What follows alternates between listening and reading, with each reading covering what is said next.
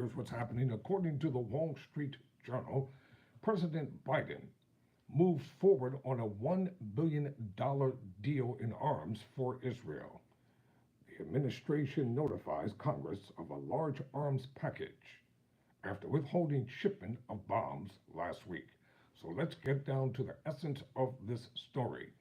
The Biden administration notified Congress on Tuesday that it was moving forward with more than $1 billion in new weapons deals for Israel.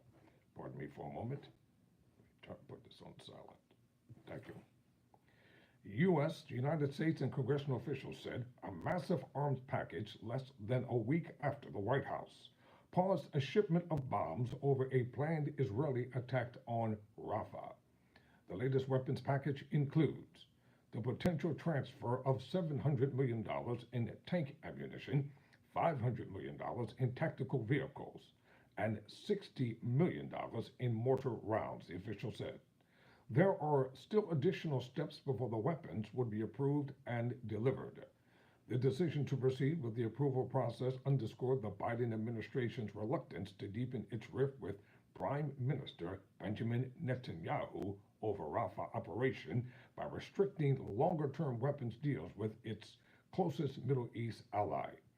U.S. officials have stressed their opposition to a full-scale Israeli attack in the city, saying it could result in widespread civil casualties and deepen Gaza's humanitarian crisis without ending the threat Israel faces from Hamas.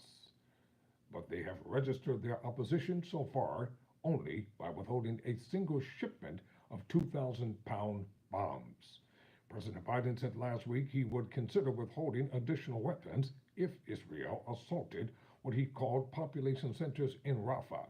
He added that he would continue to provide weapons that the country could use for self-defense, a policy echoed by its top advisors.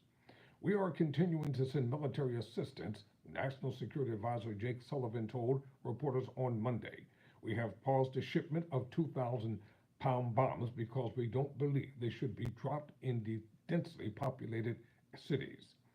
Israel has carried out airstrikes and sent forces into Rafah over the last week in what it calls a targeted operation to pressure Hamas into a deal that releases hostages in return for a temporary ceasefire. Many of the more than 1 million Palestinians who were sheltering in the city have relocated in recent days.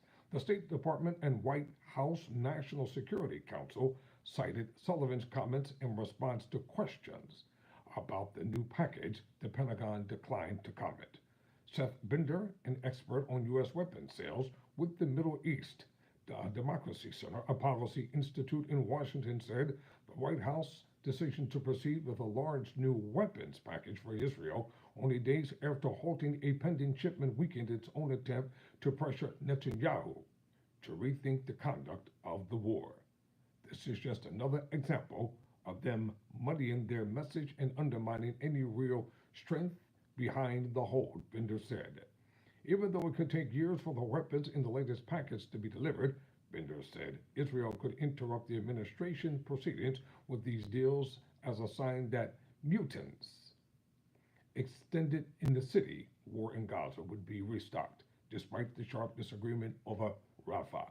The U.S. has sent Israel tens of thousands of bombs, tank and artillery, ammunition, precision weapons, and air defense equipment since the war began, often drawing on $23 billion worth of weapons transfers that have been previously approved by Congress. I'm Tyrone Bowman. Thank you for watching. Never surrender. Never.